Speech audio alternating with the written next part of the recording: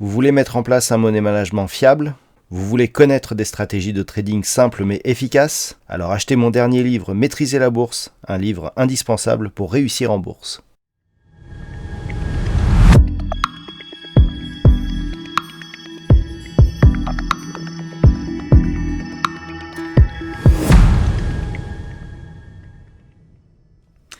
Bonjour à tous et bienvenue sur boursicoté.com pour cette nouvelle analyse technique du CAC 40 en clôture avec une bien belle séance puisqu'après avoir une clôture qui avait testé ici la zone des 6608 points. Hier soir je vous indiquais qu'on avait des futurs qui pouvaient nous laisser pressentir à une possibilité de gap ici de cette zone des 6608 points. C'est exactement ce que nous avons eu, donc on a ouvert ici déjà sur un très haut niveau.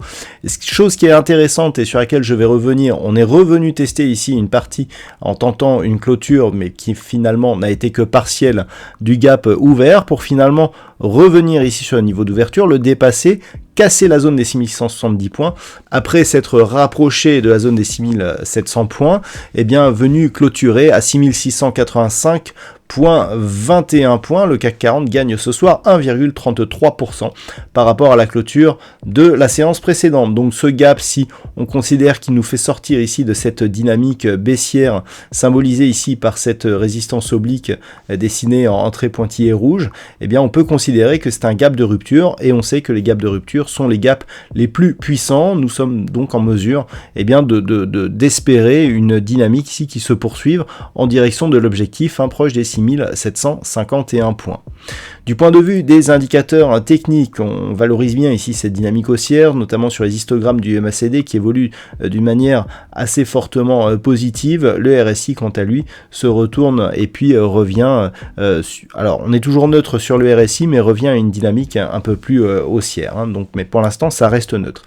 Les volumes sont assez décevants puisqu'ils sont nettement inférieurs à la moyenne. Alors, cette séance, elle a été portée par plusieurs choses. Déjà, les minutes de la Fed, même s'ils ont confirmé la mise en place du tapering, ont eu le mérite de clarifier les choses, puisqu'on a donné des échéances, on sait maintenant où on va, et on sait que les choses vont se faire très progressivement. Et puis, aujourd'hui, le relais, ça a été le résultat des entreprises.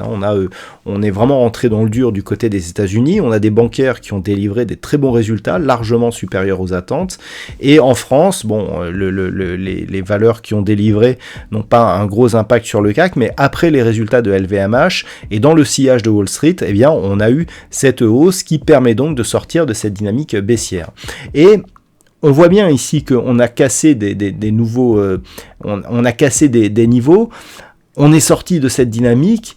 Seule chose qui est décevante, si j'ose dire, c'est l'évolution des volumes, puisque justement sur cette bougie, on a des volumes qui sont nettement inférieurs à la moyenne. Donc il faudra confirmer, et je dirais que même du point de vue de la configuration technique, il en manque encore un petit peu pour vraiment avoir un retournement haussier de cette dynamique.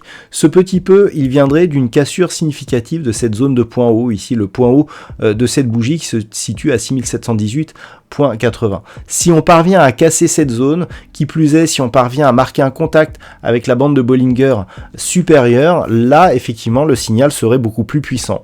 Pour mémoire, on n'a plus eu de contact avec la bande de Bollinger supérieure depuis le mois d'août de cette année.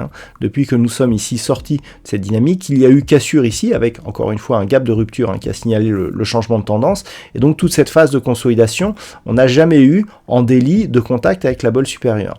Là, si demain par exemple on continue la hausse et que l'on marque ce nouveau plus haut significatif, les choses pourraient changer.